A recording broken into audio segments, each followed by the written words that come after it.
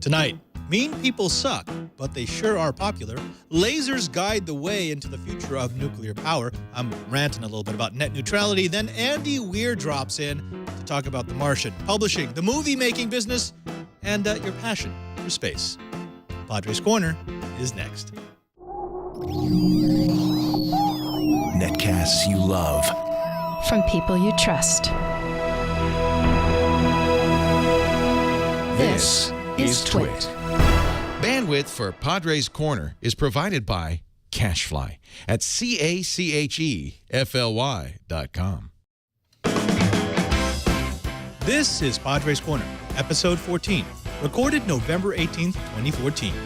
Lasers, net neutrality, and space with Andy Weir.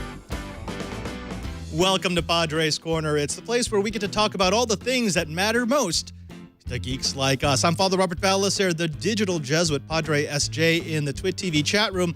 Padre's Corner is a show where we put you into the mind of a Jesuit priest and see if you come out sane on the other side.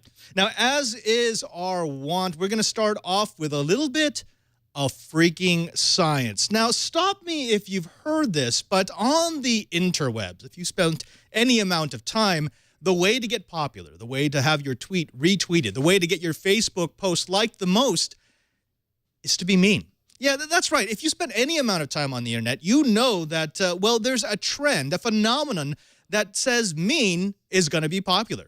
If you look through Twitter, if you take a gander through YouTube comments, if you take a poll on Reddit, if you read the threads on Facebook, if you do any of those things, then you've probably noticed that something is almost universal, and that is mean things are popular. Now, of course, there are outliers. There's Pope Francis, who hasn't tweeted a mean thing in his life, and yet he has 4.73 million followers, and, well, he's just an awfully nice guy. But most of us have to suffer through the meanness of the internet.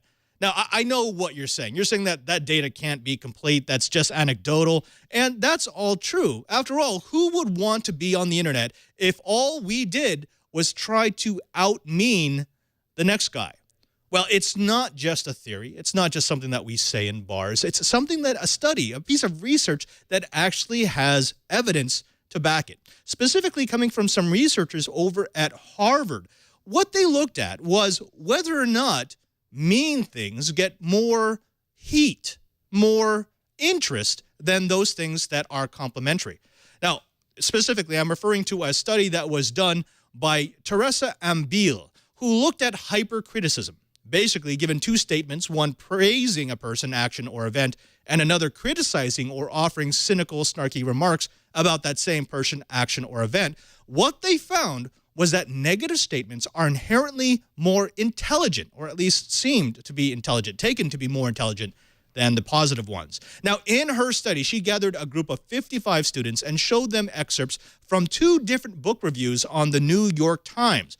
One review was very positive, one review was very negative. Now, they actually contained the same amount of information. They brought up the same points. But in that group of 55 students, what this researcher found was that they felt that the mean review was more intelligent.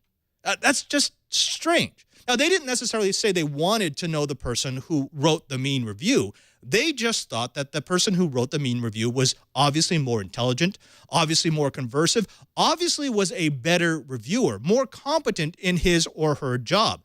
They also thought that the negative reviewer was not nice, and again, not someone that they wanted to know, but was someone that they wanted to listen to. Now, if that's the case, then that kind of explains exactly what's going on with the internet. They've taken that researcher and they've expanded it beyond just the original scope, beyond just that group of 55 students, and what they found was just a tiny bit disconcerting. They found that when we, humans, want to impress people with our intelligence, our natural, our inherent go-to move is to be critical, is to be snarky, is to be negative. For some reason, there's something in the human psyche that says someone who can say something disparaging, something cynical, something negative about a thing knows more about that thing than someone who can say something positive. Now, that may be difficult to digest, but if you've been around a while, that definitely sounds like a truism. They also found that when we want people to actually remember the information that we're telling people, rather than just take it and pass it through, it always helps to be derisive. If you can say it in a way that puts someone down, puts something down, insults an event, an action, a person, that people are far more likely to remember that bit of information. Now, that explains a lot of things. That explains Howard Stern. That explains Sarah Palin. That explains Jon Stewart. That explains Bill O'Reilly. That explains Stephen Colbert. That explains Adam Curry and pretty much all of the internet. The things that are popular are the mean. Now, we know nice people. But folks, it sounds like what we do is we listen to the mean ones. Now, let's go away from the freaking science and take on some freaking engineering. And of course, I want to talk about lasers. I mean, is there really anything better than lasers and freaking engineering? This one is all about nuclear power. You know that I'm a proponent of nuclear power, but specifically about the next generation of nuclear power generation. Generation that's far safer, that's far more secure, that's far cleaner than a generation of nuclear plants from 30, 40 years ago. Now, one of the problems with trying to look at new nuclear power is that the old plants need to be decommissioned, and that's a hard job. It's not just expensive, but it's also very dangerous. Now, these plants are reaching the end of their useful lives, and in fact, those plants are way bigger than what we actually need for the next generation of nuclear power. But as long as those plants are up, as long as we can see those buildings, as long as those cones and those containment vessels are visible, we will never get rid of the specter of 3 Mile Island or Chernobyl or Fukushima. Those all represent a generation of nuclear power plants from back in the 70s and the 80s. If we want to move to the nuclear power generation of the 2000s and 2010s, well, we're going to need to do something about it.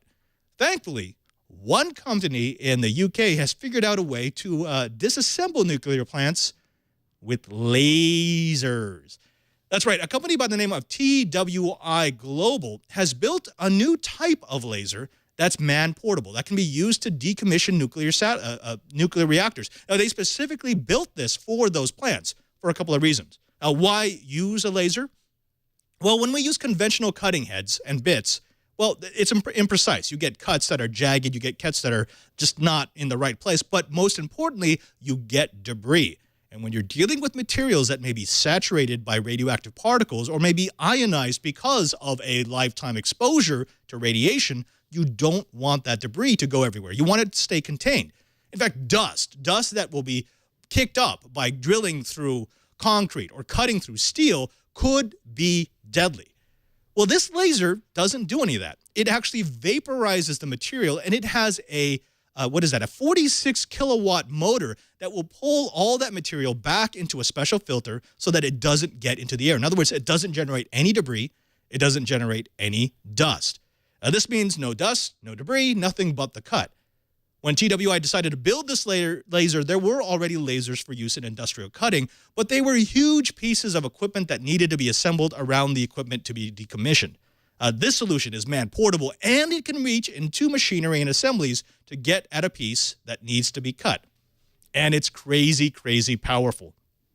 That last pass that you just saw can cut through stainless steel tubes from 55 to 170 millimeter diameter with a wall thickness of up to 11 millimeters in a single pass. Now, when they were demonstrating this laser, TWI was able to demolish a closely packed array of 150 millimeter stainless steel tubes in 15 minutes. That same disassembly took over 3 hours with conventional tools of disassembly. Now, we all want the future of clean nuclear, but we're going to have to clean up the experiments of the past. And guess what, folks? That future is lasers. Now, I've been storing this up for a bit. I know it's been a while since I've gone on a rant on Padre's Corner, but I think it's kind of time. Now, we know that last week President Obama asked the FCC officially, publicly, to consider Title II in the regulation of the telecommunication industry. Specifically, he wanted to follow up on the 1996 Telecommunications Act that allowed the FCC to classify ISPs as either a telecommunication service or an information service. Now, back then, the ISPs lobbied to be classified as an information service, and in 2002, the FCC agreed with them.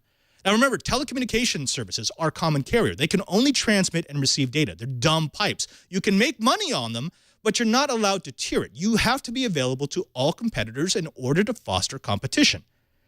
An information service, however, because it's processing that data, isn't a dumb pipe. It isn't a common carrier, and they can charge pretty much anything they want.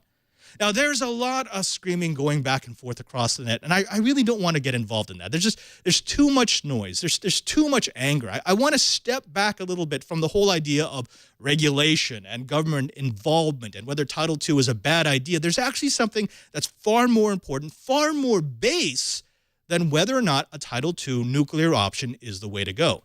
Now, let's look at the arguments here. The Obama administration is claiming that the use of Title II to reclassify telecommunication services would prevent ISPs from throttling data flows, which I think we can all agree is good. It would make peering arrangements between ISPs and backbone providers transparent to the FCC, so the FCC can actually see if there's undue profit-taking. And it would ban the paid prioritization of traffic. So you couldn't have one company saying, I would like you to deliver my content faster than another content, thereby putting them at a competitive disadvantage. Now, for their part, what the broadband providers are saying that they don't need regulations, that the market will always correct. They're also saying that regulating telcos would kill investment in infrastructure because what company is going to put money into something that they can't make profit from? And also they're arguing that it would kill jobs. Here's the thing. That may all be true. That may all be right. But it's not about that. The broadband industry would like to turn this into a debate about regulation. They claim that if you're for net neutrality, then you are for regulation. They claim that if you are for net neutrality, then you are against the free market. They claim that if you are for net neutrality, then you want government intervention. But that's not the case. That's not even close. I can only speak for myself, but I assume that there are other like-minded individuals who hold my same beliefs about net neutrality, and that is, I don't think that everything can be solved by regulation. I do believe that the free market works most of the time, and I don't want government intervention unless it is the very last resort. But folks, this is the last resort. What a lot of people don't realize is that this isn't an issue for 2014. This isn't an even issue for the 2000s, for the new millennium. This is something that goes back 30 years. 30 years of the American public getting shafted over and over again. The truth is that the American public has been getting backed into an internet corner by ISPs since 1984. The year that the telecommunications legislation gave away bits and pieces of our infrastructure in exchange for what we call the public good, the common good. The cable and telcos took those bits and pieces and they made a fortune deploying fiber and charging whatever they wanted. They made billions and billions of profits, but the problem is we never held their feet to the fire about that last part, that you can have that profit, you can have that revenue, you can have that infrastructure as long as you provide for the public good. We've forgotten that it's not just a promise, but something that they actually were supposed to do. Now, the Cable Communications Act of 1994 is what allowed Comcast, Time Warner, Cox, and others to make billions with a functional monopoly and cable-derived content connectivity set. The act was created to cut through all the red tape. Essentially what they wanted to do is they wanted to encourage investment in infrastructure, specifically infrastructure to deliver programming and services through cable deployed through cities and towns of the United States. Now, they looked at that balance of who should have power over what goes where. And on one hand, you had the cable companies, and on the other hand, you had the local government. What they decided was best for the people at that time was to put the power into the hands of the cable companies with one caveat. And that caveat is actually spelled out in that Cable Communications Act, specifically that in exchange for establishing franchise standards and procedures, the act would demand that cable operators were expected to be receptive to their local communities' needs and interests. It sounded good, but the problem is that that promise wasn't actual legislation that could be enforced. The cable companies grew rich, but they ignored their responsibility to provide for the public good. Now, 2 decades ago, the telcos promised that all they needed was more money, a little bit more time, and a little bit more patience to invest in infrastructure to create a nationwide broadband network. Now, they promised that they could deliver 45 megabits per second to 86 million homes in all 50 states. And to that end, they said, well, we're going to need something from you. And what the government did was said, okay, we will give you tax breaks. We will give you incentives. In fact, we will give you something approaching $200 billion of American taxpayer dollars for you to do this project. Well, just this year, the telcos, the same telcos, AT&T and Verizon, came back to the FCC. They came back to the United States government, and they said, well, we spent all the money, and we weren't really able to deliver the 45 megabit per second lines to 86 million Americans, but we did give 1.5 megabit per second DSL lines to 20 million. That's close enough, right? Let's call it even. And they got off the hook. They were given that money. They were given that patience. They were given the right of way to make all that profit as long as they looked out for the public good. But the problem was that legislation couldn't be enforced. AT&T, Verizon grew rich, and they ignored their responsibility to provide for the public good. Now, in 2013, Comcast finished their acquisition of NBC.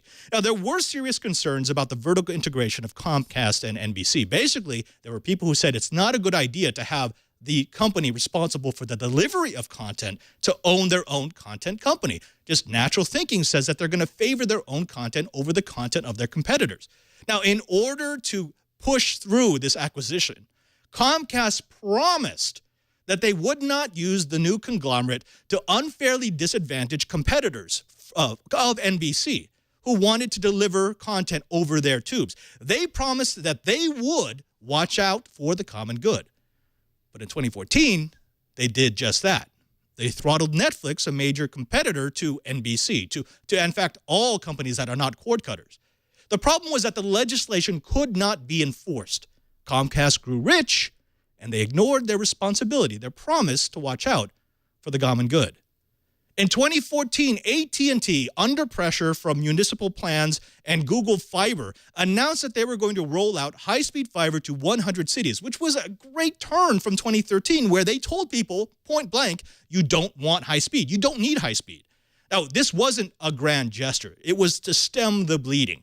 AT&T did not want Google Fiber making inroads, and they specifically did not want towns and cities to build out their municipal wireless and their municipal fiber.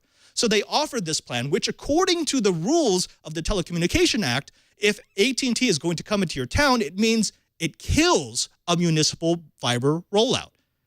Well, they said that they were doing this for the common good. They said that they were doing this to fulfill the plan, the promise of that $200 billion in subsidies that they got from the United States government. But last week when Obama made his announcement, AT&T said they were officially putting the halt, the kibosh, the pause on that 100 city rollout. Now, folks, I hope you're seeing the pattern here. We've had weak legislation, but it's not really corrupt legislation. It's just really gullible. Now, there are going to be those who say, well, of course, that's how these companies act, because that's how all big corporations act, to make a profit. And that does make sense. But they forget that the reason why these companies are so big, the reason why these companies have made so much profit, the reason why these companies are in the position that they are today is because they made it on the promises that they have not fulfilled. It's a promise that has been broken time and time again, year after year, decade after decade, generation after generation for 30 years. And I think the problem is that it's been happening for so long that we, the American people, have forgotten that this is what they promised us. That we shouldn't be grateful that AT&T says they're going to roll out to 100 cities across America. It's something that they promised and we paid for. We shouldn't be grateful that NBC and Comcast aren't going to throttle the programming of other internet companies. It's something that they promised when we allowed them to become a conglomerate. We shouldn't be grateful to Verizon when they give us higher speed Fios in the cities that we want, because it's something that they promised to do when they tried to acquire a satellite provider. The thing that people don't seem to understand is that these corporations have gotten rich off of the resources and the patience of the American people. And folks, I think it's time for them to pay some of it back. Well, when we come back, we're going to have one of my favorite authors on the show. That's right, Mr. Andy Weir, the author of The Martian, a geek at heart, will be coming on to Padre's Corner to talk a little bit about space and a whole lot about passion. But before we do that, I think maybe it might be time for the tech.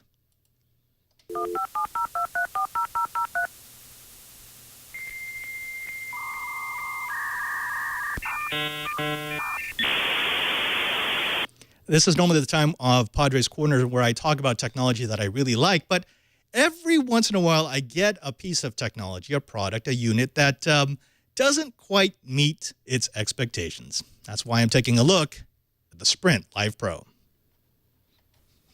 The Sprint Live Pro is marketed as the Swiss Army knife of electronics. Available from Sprint for $300 with a 2-year service agreement, the Live Pro combines a hotspot, Pico projector, battery bank, and Android device into a neat 4.7 by 4.7 by 1.1 inch 14-ounce package. The left side of the Live Pro houses the adjustment ring for the projector, buttons for power and the power bank, as well as slots for SIM and microSD cards. To the rear of the device is power, USB, full-size HDMI, and a headphone jack. Underneath the Live Pro, you'll find a standard mounting point for attaching the Live Pro to a tripod and a kickstand for angling the projector.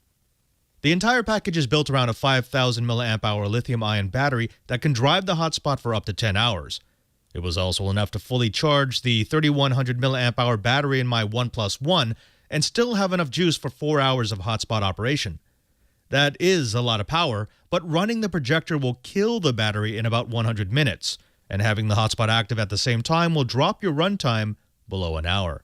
And unfortunately, because of the large battery and power draw, you can't charge the Live Pro from a USB port like you might with a standard hotspot. It needs a 12-volt adapter, which limits the charging options. The Live Pro comes with Android 4.2 Jelly Bean and a 4-inch 800 by 480 WVGA touchscreen. In addition to the touchscreen, the Live Pro has the full Android complement of buttons, as well as quick keys for volume, projector, and sleep. I was a little disappointed that the Live Pro uses Android 4.2, but the dual-core 1.2 GHz processor makes it feel snappy. And even 4.2 gives the Live Pro notable features like the ability to wirelessly project and a secondary device for checking your apps. The projector is literally the bright spot of the Live Pro. Sporting a 100-lumen light source and a DLP element, the Live Pro natively projects 854 by 480, though it will scale inputs of up to 1080p. In addition to being able to play whatever media might be in the microSD slot, USB port, or coming through HDMI, the Live Pro can also display whatever's seen on screen. The Live Pro packs a single speaker in the bottom of the unit that is plenty loud, which is good because when the fan starts up, you're going to need some volume. With decent indoor light power, loud if tinny audio, and an interface that can make the Live Pro a self-contained business projector or theater, the Live Pro definitely gets props for packing decent features into a small package. But then we get to the hotspot. And the hotspot on the Live Pro is, in a word, poor. I took the Live Pro to Petaluma, San Francisco, San Jose, Oakland, Berkeley, and Las Vegas, and it very rarely connected to Sprint's new Spark LTE service with any measurable signal strength. In fact, it almost never connected to Sprint's 3G service. We thought that there may have been a problem with the review unit, but even replacing it left us with subpar cellular coverage.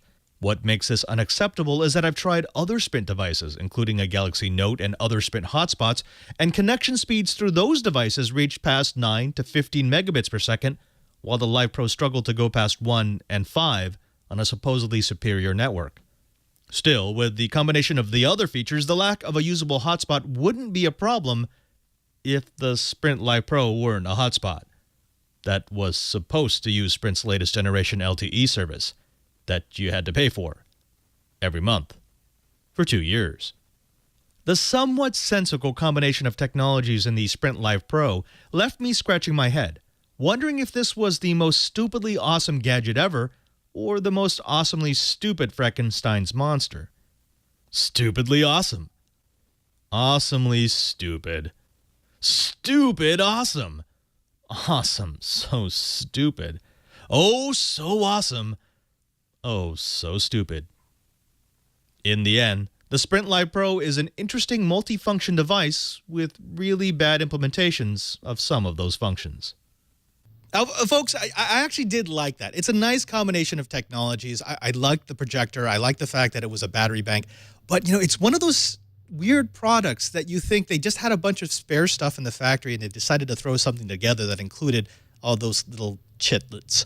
Now, I'm hoping that they're going to send us the next version, because they've told us that the next version is going to be far better. But so far, it's definitely a no-buy. Folks, this is my favorite part of Padre's Corner. It's where I get to bring on a guest who I find particularly fascinating, or whose work that I really, really like. And this next guest has me very, very excited, because he's written the book that I think is probably the best hard fiction book of my generation. Ladies and gentlemen, may I introduce to you Mr. Andy Weir. Andy, thank you so very much for being on Padre's Corner. Thanks for having me. Now we have never met. You've been on the Twit TV network before. I believe you did an episode of Triangulation. But yeah. You're a Bay Area local, right? Yeah, that's right. I live in Mountain View. Oh, how about that? Okay. And you're a geek. I mean, this is one of the things that I think has really come through in your books. A lot of time we see writers who research something. They may not have a passion for it, but they do their homework. They do the work that they need to do in order to sound competent as they're writing it. But in your work, you could tell that you are actually interested in the material that you're putting on page. Oh, yeah, absolutely. I've been pretty much obsessed with the space program, manned and unmanned space flight. Whichever country is up to it, I'm all about it. And I'm just ever since I was a kid. So all my life, it's a deep, deep interest of mine. Well, we're going to come to that, because, I do want to talk a little bit about space. And I especially want to talk about what it is about space exploration that just ignites imagination in some people, not everyone. But before we do that, can we jump in a time machine and go back a little bit? Because I want to talk about how you got to where you are today. You are a computer programmer by trade. I mean, that's what you do, right? I mean, yes, you write, but you're also a fantastic programmer. Well, thank you. Yeah, I was a computer programmer for 25 years. I just left. I just quit my job in April to go full-time on the writing, because The Martian was selling really well. Being a writer was a kind of a lifelong dream of mine, which I took a stab at when I was in my late 20s. And I took 3 years off of work. I wrote a book, not The Martian. It was a previous book. And I couldn't get an agent, couldn't get a publisher interested, the usual writer's story. And then from then on, I figured, okay, I'll just be writing for fun and posting things to my website. And that's all I thought would ever happen. But then The Martian took off in popularity and got to where it is now. So now I'm a full-time writer. We definitely want to talk about The Martian, because it is, for people who don't know the story, it is a fascinating story of how it went from your mind to the internet to the world. And I think, the other thing here is the way that you promoted this book, the way that you got it out to the public, I think could be a case study for anybody ever looking at doing viral marketing, because it went viral in a big way. It was all word of mouth.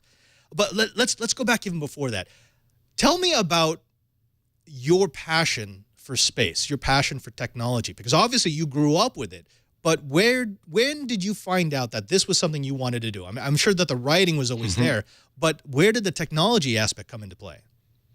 You know, I just don't remember a time in my life when I wasn't into that. I think I was pretty well indoctrinated by my dad, who was, a space geek himself, and he's a particle physicist. So it was always just around science, technology, math. It was always something that was, interesting and exciting to me. And of course, Dad fostered that. Well, what did you find interesting and exciting about space? I don't know. It's just it's untamed. It's like we don't have any control over it. It's so hard to get to that even with all of our technology, which makes life really comfortable for us here on Earth, we still can barely get people into the closest part of space to our planet. It's like this huge untapped infinite void that we've basically never been to. I find it strange. I'm like you. I geek out over anything space. Every time there's a space article, I want to put it in my shows. When I was in high school, I did every single bit of research I could on Project Orion and nuclear pulse propulsion, because I thought, this is the way we get to the stars. We throw nuclear bombs out of the back of the ship. But for me, and maybe this isn't for you as well, I was always puzzled when I would meet people and I'm not talking about just anybody. I'm like people who were interested in science and technology, who had no interest in space. And I couldn't understand that. I didn't understand how you could like technology or you could like science and not see how space is doing the most exciting things in both of those fields. Yeah, but you can draw an analog. I mean, it's like, why aren't we putting more effort into figuring out, things about the ocean floor? We know more about the surface of the moon than we do about the ocean floor. But there's something about space that captures the imagination. Maybe a large part of it is you can literally see it from here. You can just look up and there's space, and you're like, well, it seems like we should be able to get there more easily. Well, it depends, because we both live in the Bay Area, and if I look up, I see light pollution. But that's another thing. That's neither here nor there. You'll probably see the moon, though. Yes, at least that. One of my co-hosts on one of my other shows, This Week in Enterprise Tech, he works with the University of Hawaii, and they have an observatory that's 3.5 miles down.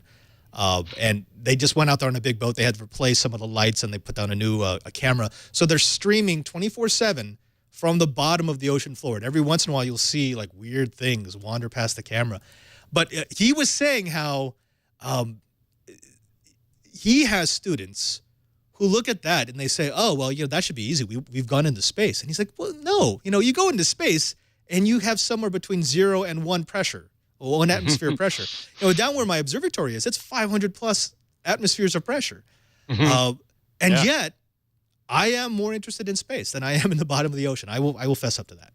Yeah, so it's not just the technological challenges. I think there's something about space that captures the imagination. The ocean just doesn't seem that foreign or that far away. It's part of Earth, and it's part of our own biosphere, and we know largely what to expect down there. A lot of water and some really cool, interesting aquatic life. But space is like, we don't know anything. Until the early 1960s, we didn't know what the other side of the moon looked like. Just think about that. It's only for the past 50 years that, out of all of mankind's history, only the last 50 years did we even know what the other side of our own moon looked like. Have you been following the Rosetta mission? Oh, yeah, of course. Yeah, go ESA. Well done. No, exactly. A hell of a job. It's 310 million miles away. How many? 6.4 billion miles traveled to do the intercept. And then basically you're trying to play the claw game from millions of miles away. Yep. Yeah, it blows me away. Yeah, it's an incredible accomplishment, and they should be very proud, and they are, and as well they should be. It's really awesome. It's down there. It's taking samples. It's telling you what the for lack of a better word, atmosphere of the comet is made of. I mean, it's returning real data. It's not just some kind of publicity stunt, take a picture and call it a day thing. It's analyzing the comet. Right. Did you see that panorama from Rosetta that showed how the probe actually skipped across the surface? Yeah. Because the harpoon didn't fire? Right. It went doing and then went up almost a kilometer, and then it finally came back down because the comet doesn't have a lot of gravity. Right. Well, that's the thing. When I heard about that, I'm like, wait a minute. This comet, 67, doesn't have any speakable gravity, really. I didn't think. I'm like, if it impacted, it should have just bounced straight back out. I guess it has just enough. It must have, yeah, or something. I mean, either the comet has some gravity, although it is really small, but I mean, compared to planetoids. But yeah, I don't know. I'm not sure what the escape velocity at the surface of that comet is. It's going to be low, but apparently it's less than how fast the probe was going after it hit the ground and bounced back up. Yeah. The probe might have been going really slowly. I mean, it might have only been going like a meter per second, and it took it an hour to fall back down. I don't know. Yeah. Dr. Morbius is saying that the lander weighs as much as a sheet of paper. Actually, I think it was 200. It's 220 pounds, and it was about the size of a washing machine. I think. I think what he meant by weighing as much as a sheet of paper was that's the force applied by the comet's gravity on the lander. It's about the same as Earth's gravity on a piece of paper. Exactly. Now, can we talk a little bit about the Martian? Because I don't want to give any spoilers. I don't know. I suppose we could talk about that. I guess so. Now, I'm pretty sure that there are still people in our chat room who have not read or listened to the audiobook. Okay, if that's the case, clear of spoilers, then yeah, we have to fix that because they have to. But seriously, this was a great. I have listened to my audiobook probably about 45 times. It's enjoyable every time. For long drives, it's great. So let's do the general plot. So the general plot is this is somewhere in the future. This is a mission to Mars. It's a 30-day mission. On Sol 6, so Martian day 6, there's a dust storm. Bad things happen. Most of the crew leaves. One astronaut by the name of Mark Watney gets left behind. Yeah, and the crew thought he was dead, and they had every reason to think he was dead. So it's not like they just ditched him. They they thought he was dead, and now he's stranded there. And also his ability to communicate with Earth was ruined by the storm. So nobody knows he's alive, and he's got to try to survive with the supplies he has on hand, which were designed to last a crew of 31 souls, and then they were going to go home. But now he's just stuck there. Right. So yeah, 31 souls. He's got, I think they actually sent enough food for, was it 60 days for each crew member? 56. 56 days, right, because they wanted to account for a probe or two crashing. He's alone, so his food will last about a year, but he realizes that the next mission is going to be there in 4 years. So do the math, and that's basically what the book is about. But it's not as simple as that. One of the things that I think captured the imagination of geeks everywhere was that you didn't Star Trek it. There's no Star Wars here. There's no flimsy science fiction where suddenly there's a new piece of technology that will save everything. You did the legwork to look at the technologies that either exist now or would exist at that time. You looked at how they would actually work, and then you built a MacGyver story about that. A man on a desert planet who figures out how he's going to eat, breathe, and sleep and travel millions of miles away from home. I think that just caught me. Yeah, thanks. It was a lot of research, a lot of like kind of like fiddly math and working on that stuff on my own. It took me 3 years to write the book, and I'm really happy with how it turned out. Let's talk about this, because now we can say it's a success, and we'll talk about the success a little bit later, because congratulations, by the way. Some of that is incredible. We'll talk. But the journey of The Martian didn't go from Earth to Mars. It went through a bunch of publishers who said, no, this is not going to work. Well, no, that didn't happen. That's somehow that got out there, that I got rejected by a bunch of publishers, but actually no publisher ever rejected The Martian. They came to me. So, yeah. So do you want me to go through the sequence of... Yes, please. Let's wait. Hold on. We're going to put a title break right here. This is the real story, because everyone has been told that nobody wanted your book and they thought it was garbage, and then you self-published it. Tell us how it actually happened. Okay. Well, first off, you should know that in my late 20s, I took a stab at being a full-time author. I mentioned this earlier in the show. And I spent 3 years trying to get a book published, but not The Martian, a different one called Theft of Pride. And it wasn't that good, and I couldn't get an agent and couldn't get a publisher interested. So after 3 years, I finally went back to working as a computer programmer and decided I'd be writing as a hobby from now on. But I never had to second guess and say, like, well, what if I, tried? Now I know, right? So then in 2009, I started writing The Martian. Now, this was after 10 years of writing various other things, webcomics, short stories, that sort of thing. And so this was just one of the many things that I was putting on my website. I wrote it in serial format, posting one chapter at a time. That helped a lot because I had accumulated over the previous 10 years about a couple, 2,000 to 3,000 regular readers who were just like, they'd signed up for my mailing list. Whenever I posted a new chapter or a new story, I would, send out an email, and they'd get the email, and then they'd know that there was something there for them to read. And so that was pretty cool because I tend to have a pretty nerdy group of readers, just like me. And that was handy because they would point out scientific inaccuracies and errors in the Martian. If anything that slipped through my own kind of like research, they would catch. So that helped the accuracy a lot. After I finished it, I thought I was just done. I was just posting it as a serial, and I moved on to other stories. And I got an email, or I got many emails from people saying, hey, I like this story. I like The Martian, but I don't like reading it in a web page.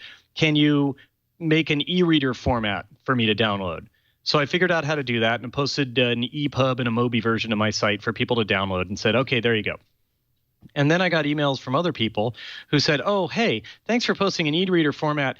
But I'm not very technically savvy, and I don't know how to download a file from the internet and then put it onto my Kindle or Nook or anything. Can you just put it up on Kindle so that I can just push a button and get it? And I'm like, okay, I figured out how to do that. And that's pretty easy. Anybody can do it, by the way. I highly recommend anyone out there who has dreams of writing a book and getting it out to readers. This is a great era to do it because you can just self-publish. You don't have to do any financial risk. You can just put it out there and take your chances. And there's no longer an old boy network between you and the readers. Anyway, so I posted it on Kindle and told everybody, okay, now you can read it in my website. You can download an e-reader version, or you can just download it with your Kindle. However, Amazon wouldn't let me charge less than 99 cents. That's the minimum you're allowed to charge, and they get 69 cents of that or something. And so because they're in this to make money, so they're not a charity, they're not a free cloud storage service. And so I said, all right, well, it costs you $1. If you download it yourself and put it on the thing yourself, you can have it for free. But if you buy it through Kindle, it'll cost you $1. So just think of that as you're paying Amazon $1 to put it on your Kindle for you.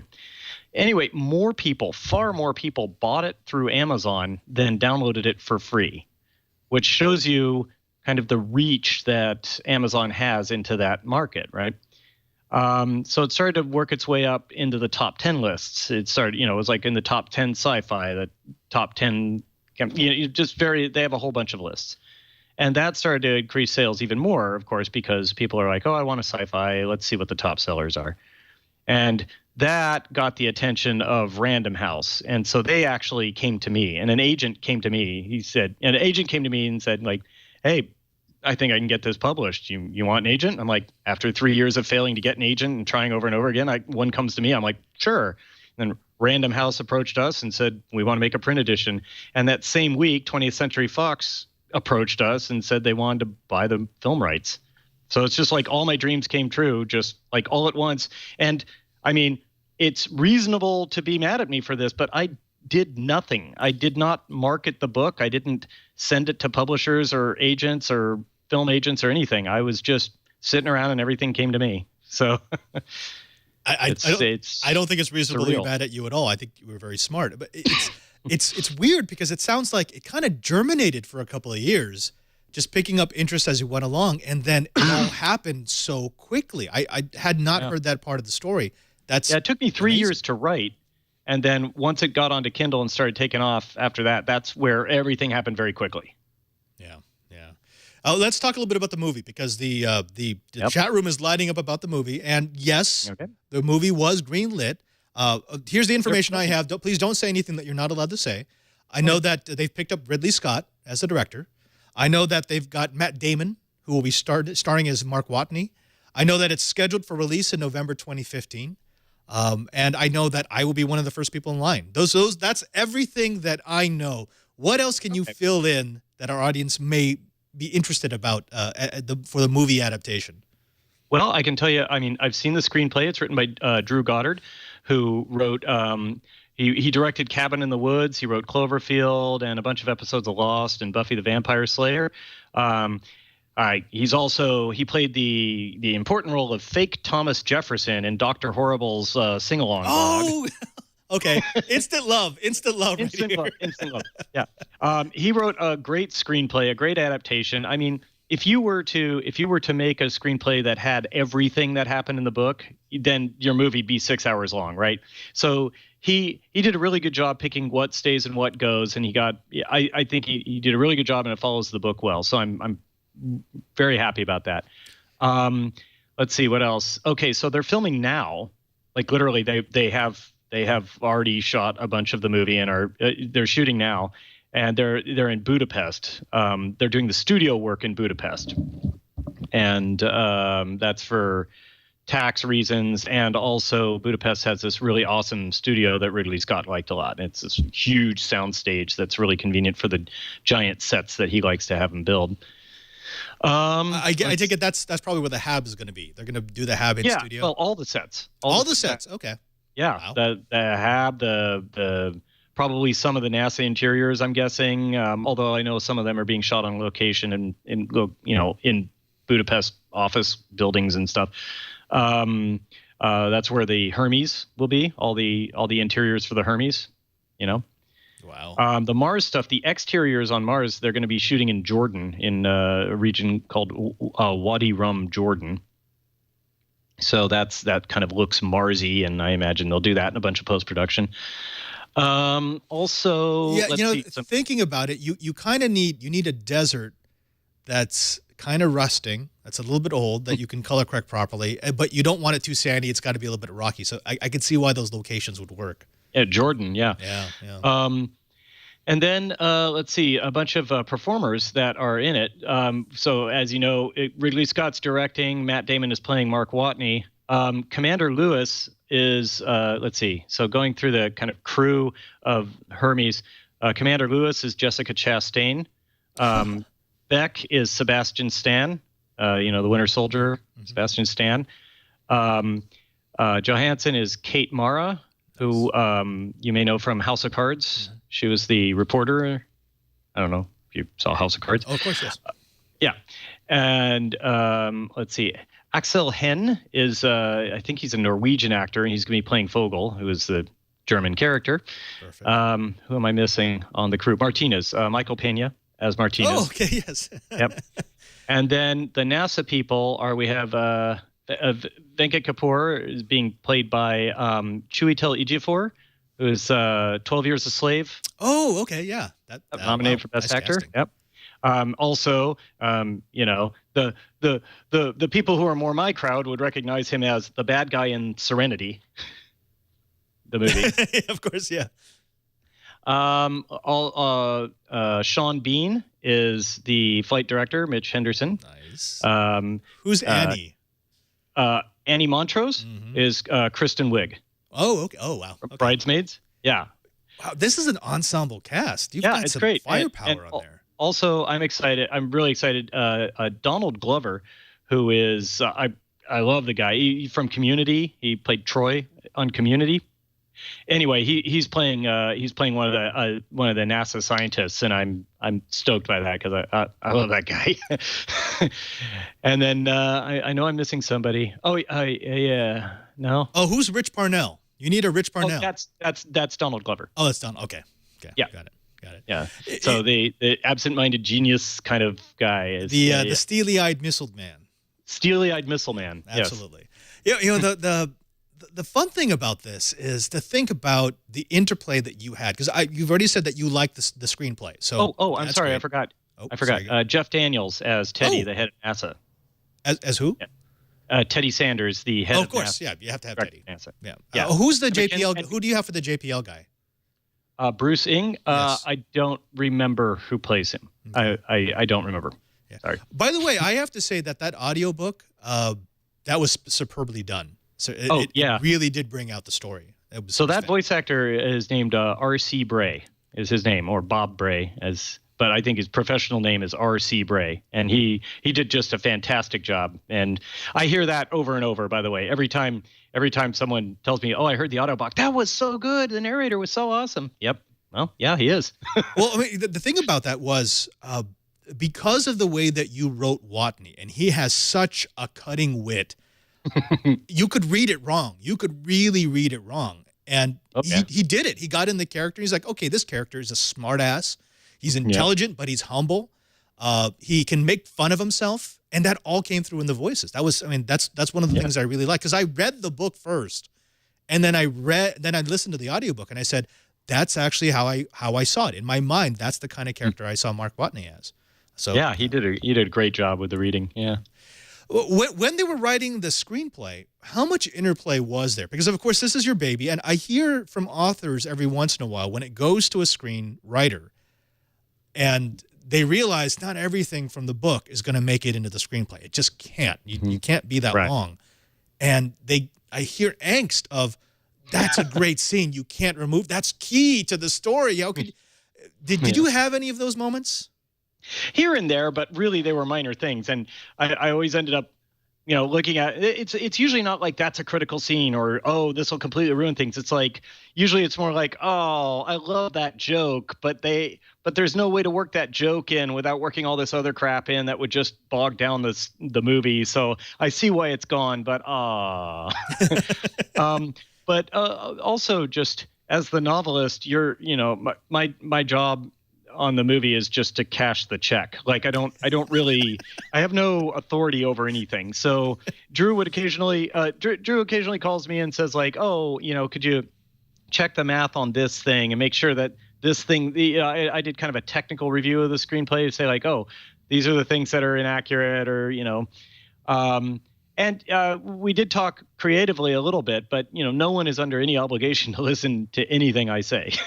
So, yeah, the movie people make the movie.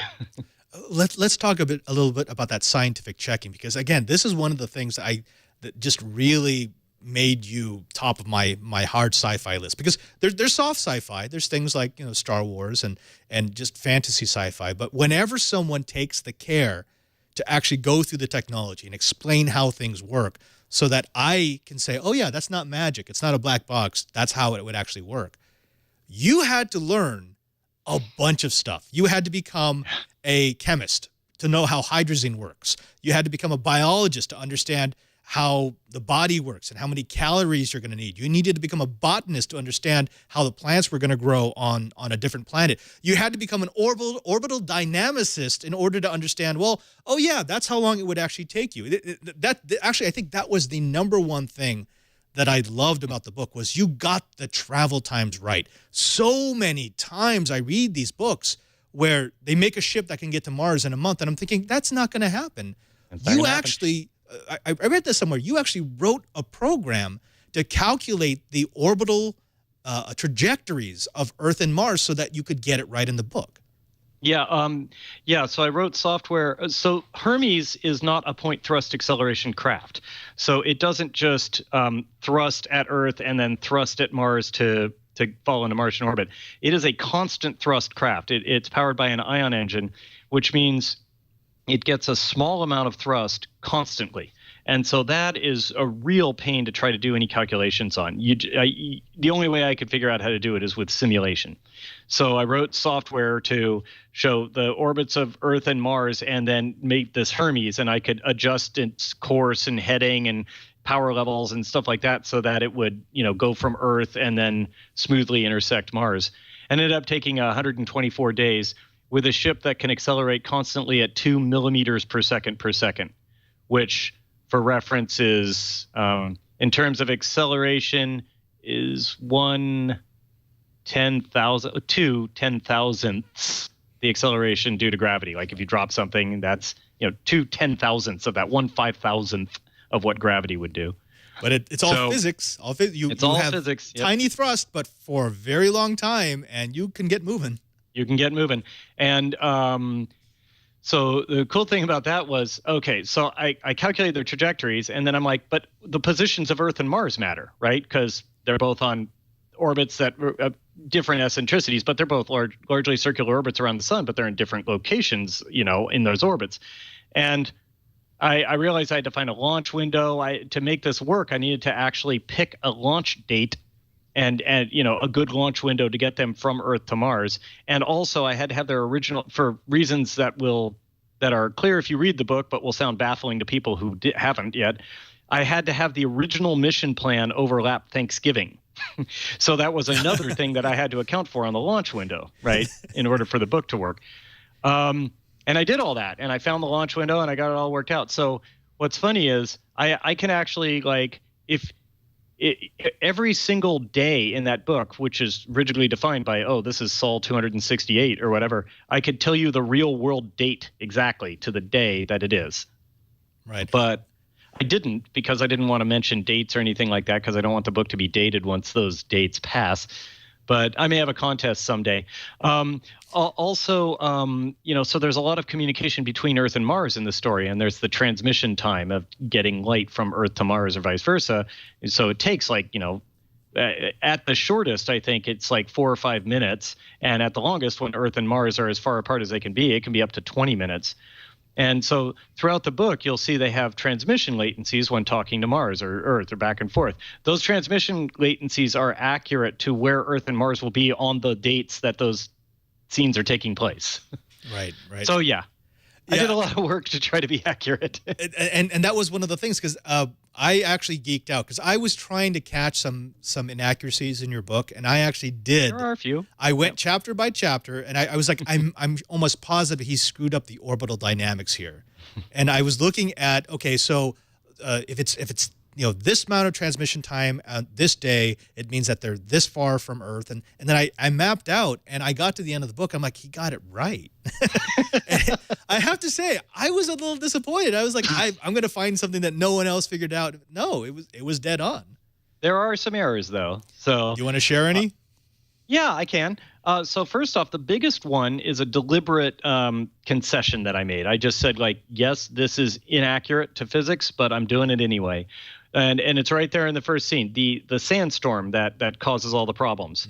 In real life, a sandstorm on Mars would not cause that kind of problem. While it's 175 kilometer an hour winds are fairly common in Martian dust storms, sandstorms. Mars's atmosphere is less than 1% the density of Earth's. So the inertia of the storm hitting you, the winds, the force of the wind would be, 1% of an equivalently velocity wind on Earth, which means your 175, kilometer per hour wind would feel like about a 1 kilometer an hour wind. It would be just like this really gentle breeze that would not do any damage at all. But that would have been difficult to advance the plot on a 1 mile per hour wind. I would have had to come up with some other way, and I did actually. I came up with a different way for him to be stranded. It was like they were going to be testing the MAV, and like a fuel tank explodes and causes all the problems, and then they have to launch right away because they're running out of fuel because it's leaking out, and so on. And I could have come up with something else that was physically accurate, but people have the concept in their minds of what a Martian dust storm is like, and I decided I'd take advantage of that. Besides, if you're going to have a man versus nature story, you may as well have nature strike the first blow. Right. Another one was a chemist emailed me and said, he said, you got everything right on the reduction of hydrazine. You got all the chemistry right. You did all that.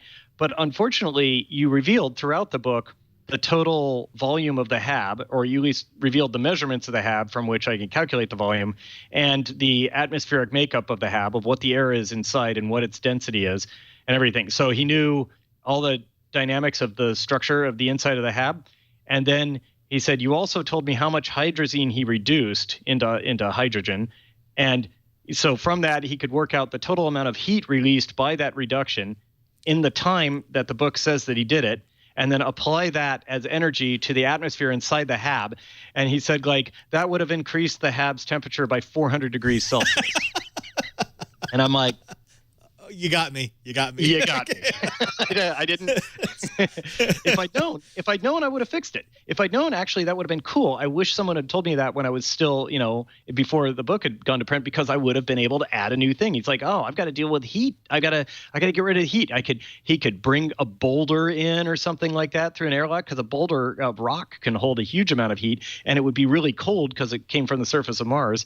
Or he could do it slowly over a few days, or he could work out some radiator system. It would have been cool. I would have had another challenge for him. Well, you already had a mechanism built in. He could have disabled the heater on the atmospheric regulator, and it would have brought back supercooled gases into the HAB, and you would have been good to go. Yep. That's fantastic. So just 2 though, right?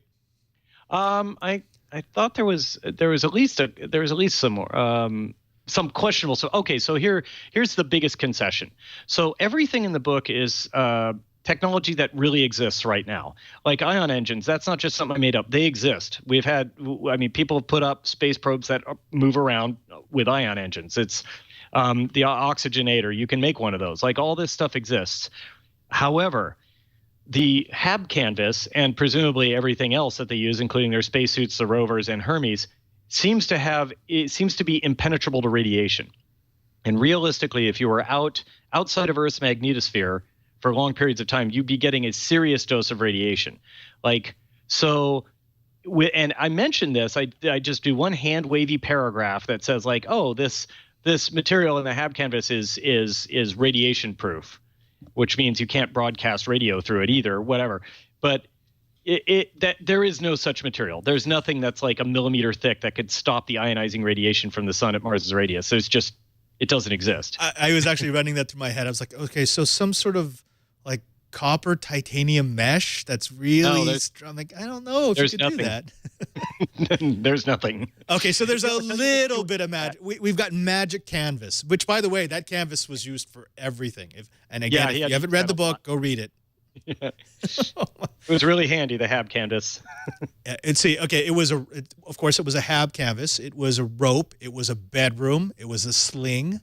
Yep. It was part of a spaceship. So it really did everything in the book. It didn't really do its job when they tried to make it part of a spaceship. Actually, that's one of my favorite scenes. I'm not going to spoil it too much, but when they're talking about what they have to do to the MAV to get him back up so he can make the intercept with Hermes, and he says, "You're sending me to space in a convertible."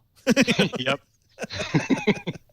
It was fantastic. Not even a hard top. Not even a hard top. Andy, unfortunately, we've reached the end of the hour here for Padre's Corner, but I want to thank you so very much for being on. I've had so much fun talking about this book. I know you've got a second book out. Can you talk a little bit about that? Not out. I mean, I'm working on it. I'm writing now. Yeah. So yeah, I'm working on it. It's less, and this makes me nervous. It's remember when I wrote The Martian, I didn't expect it to have like this huge audience. I still don't really know what I did right, and I'm trying to warn people as best I can. The book I'm working on now is more traditional sci-fi. It's less rigidly technical and it's more soft. You know, there are aliens and stuff like that. So I'm like, I hope people aren't disappointed. I hope they like it. Are you gonna go the Tom Clancy route and start building a universe? Well, we have the Andy Weir universe, and we'll have the hard science universe and the soft science universe. Well, this book certainly is in a different universe than The Martian. The next book it's tentatively titled Zhek, Zhek, and that'll be its own, setting. Oh, when do we get to start seeing it? It should be out late next year or early 2016. Fantastic. And of course, probably you're not going to have difficulty getting any sort of publisher. They're going to be lining about your door for this. I've already got a contract. Yeah, I'm writing it for Random House. I've got a deadline. So fantastic. Andy, is there anything else that you want to tell our audience before what we call an end to the show? Because of course they got to go buy your book. So right now, if they haven't already, go to Amazon, go to Audible, buy a copy of the book, buy the audiobook, buy both. I guarantee you're going to like it. If you're watching this channel right now, if you like technology and even the least bit, you're going to find this book fascinating. And just go to the end and then listen to it again because it's fantastic. So there's that. But where else should they go to find out about what you're doing, about what you're working on? I could spell out the URL, but the easiest way to do it is just Google Andy Weir writing, and you'll find my site. You can go to my writing site where I have a bunch of my short stories posted for free. You can just read them there if you like. Other than that, what I'm doing is just working on my next book. Andy Weir, author of The Martian, a true geek, a programmer, by the way. Thank you for being on Padre's Corner. And we'll have you back. We'll have you back. We occasionally we do these content roundtables. And I've got people like David Hewitt, who's a director and a writer and an actor. He's done science fiction for Stargate. I've got a couple of writers who write for AMC for The Walking Dead. I'd love to get some creative people together and just have them talk about their art. Would you be interested in coming back? Sure. Fantastic. Until next time, thank you so very much for being on Padre's Corner. Thank you. Now, folks, that's the end of this episode, but that's not the end of Padre's Corner, nor is it the end of the things that I do here on Twit TV. Oh, you could just drop by our show page. Go ahead and go to twit.tv/Padre.